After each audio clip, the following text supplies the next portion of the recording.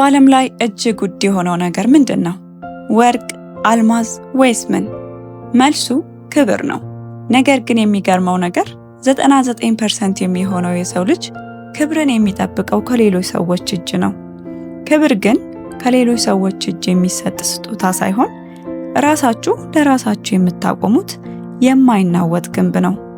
በዚህ ቪዲዮ 99% ሰዎች የማያውቁትን ነገር ግን ያ 1% ስኬታማና የከበረ ማህበረሰብ የሚጠቀምባቸውን ሚስጥራዊ የክብር ህጎችን እንነጋገራለን።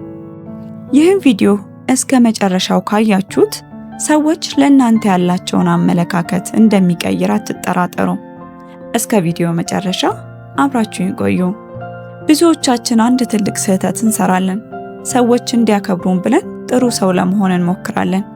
ሁሉንም ነገር እሺ እንላለን። ግጭት እንዳይፈጠር የራሳችንን ስሜት እንገፋለን። ውጤቱ ግን ተቃራኒ ነው።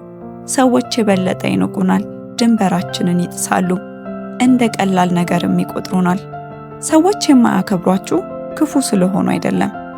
እናንተ ራሳችሁን የምታዩበት መንገድ እንዲንቋችሁ ፍቃድ ስለሚሰጣቸው ነው። ሁሉንም ሰው ደስ ለማሰኘት መሞከር ማንነትን የማጣት ምልክት ነው። ሁልጊዜ እሺ የምትሉ ከሆነ የእናንተ እሺታ ዋጋ ያጣል። ሰዎች ለእናንተ ያላቸው ግምት የሚጨምረው አይሆንም የማለት አቅም ሲኖራችሁ ብቻ ነው። ለማንኛውም ጥሪ፣ ለማንኛውም ፕሮግራምና ለማንኛውም ሰው ሁልጊዜ ዝግጁ ከሆናችሁ ትርፍ ትሆናላችሁ። በኢኮኖሚክስ ሕግ እንደሚታወቀው የአንድ ነገር አቅርቦት ሲበዛ ፍላጎት ወይም ዋጋው ይቀንሳል። ለሰው ልጆችም ተመሳሳይ ነው። ስለዚህ ራሳችሁን ውድ አድርጉ። ክብር ማለት ገደብ ማለት ነው። ድንበር የሌለው ሀገር እንደሚወረረው ሁሉ ድንበር የሌለውም ሰው ይረገጣል። ሰዎች እናንተን ዝቅ ለማድረግ ወይም ሊያሾፉባችሁ የሚጠቀሙበትን ቃላት በጭራሽ ዝም አትበሉ። ይህ አነጋገር አይመቸኝም፣ እባካችሁ ብታስተካክሉ ማለት ትልቅ የጥንካሬ ምልክት ነው።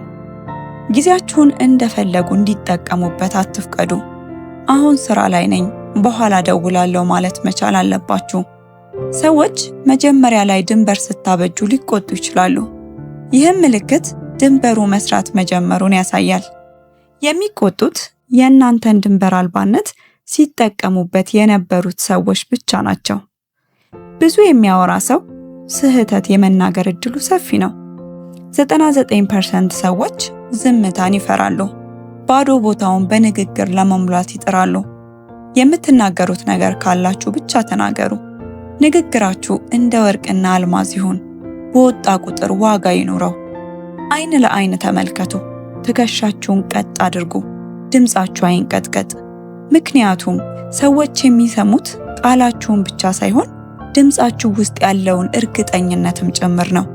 ብዙ ሰው ገንዘብ ሲኖረኝ ያከብረኛል ይላል። ነገር ግን በታሪክ ውስጥ የታየው እውነት ከዚህ የተለየ ነው። ከኪሳቸው በፊት ማንነታቸው ባዶ የሆኑ ሰዎች በወርቅ መሃል ሆነውም ይናቃሉ። ቶሎ የሚናደድ ወይም በትንሽ ነገር ስቅስቅ ብሎ የሚያለቅስ ሰው ለሌሎች ሰዎች ለመጫወቻነት ይመቻል። ስሜታችሁን መቆጣጠር ካቃታችሁ ሰዎች እናንተን መቆጣጠር ይጀምራሉ።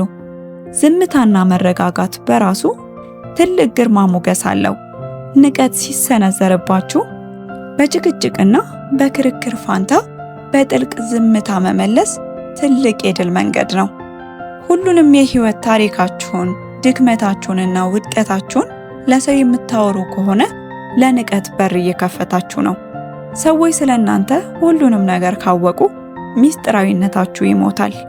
ክብር የሚመጣው ሰዎች ስለእናንተ ካላቸው ጥልቅ ጉጉት ነው።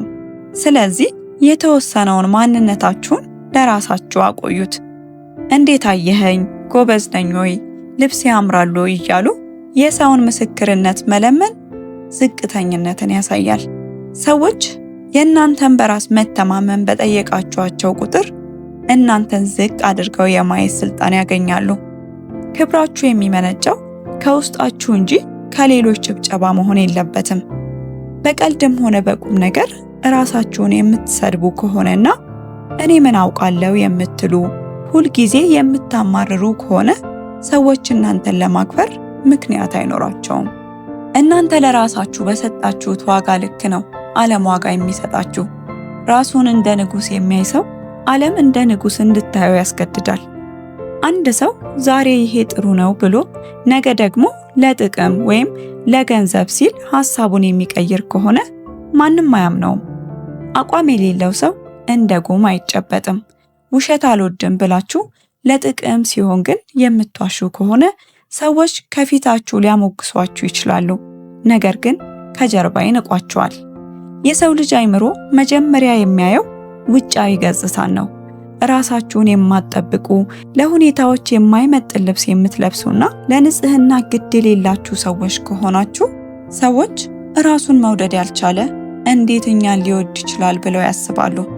ለምሳሌ ወደ ስብሰባ ወይም ወደ ቀጠሮ በቆሸሸ ልብስ ከሄዳችሁ ሰዎች ንግግራችሁን ሳይሆን ልብሳችሁን እያዩ ዝቅ አድርገው ሊመዝኗችሁ ይችላሉ።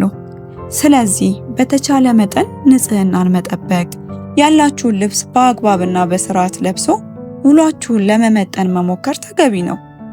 ዕለት ተዕለት እያስተዋልን እንዳለነው ዓለም በየቀኑ እየተለወጠች ባለችበት በዚህ ወቅት እናንተ ባላችሁበት ከቆማችሁና አዲስ ነገር የማትማሩ ከሆነ ጊዜ ያለፈበት ሰው ልትባሉ ትችላላችሁ።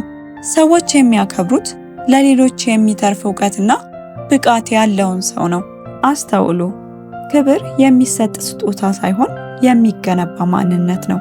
ዛሬ ያየናቸው ነጥቦች ውስጥ እናንተን የሚመለከት ነገር ካለ አሁኑኑ ለማስተካከል ወስኑ።